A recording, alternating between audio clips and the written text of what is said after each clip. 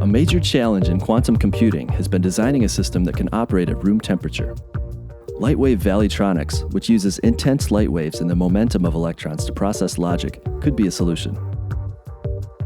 It starts with a two-dimensional semiconductor, a single atom-thick material that has unique conduction properties. In this type of semiconducting material, the electrons happen to favor one of two specific momenta. These two preferred momenta are often referred to as valleys, and it takes a lot of energy to get the electrons out of one valley and into the next. To get the unexcited electrons into either valley, energy must be introduced with circularly polarized light. And as it turns out, a pulse of clockwise circularly polarized light will excite the electrons into one valley, but counterclockwise light will excite the electrons into the opposite valley. The resulting valley state is easily observed because the spin of the light emitted by the electrons depends on which valley they're in. But the electrons will only remain excited in either valley for a few femtoseconds before the material returns to its normal, unexcited state.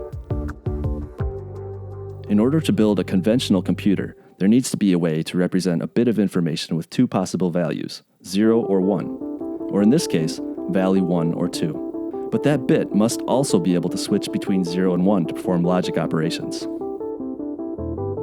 This is done with a high-intensity, linearly polarized pulse of light that forces the electrons to change momentum and hop from one valley to the other, which opens the door to incredibly fast valleytronic logic.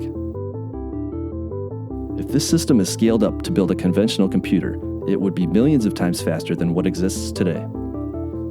And better still, these valley states can exist in quantum superpositions of one another, meaning that the electrons are in both states at the same time. The bit is both a 0 and a 1. This could make it possible to build a quantum computer that works at room temperature.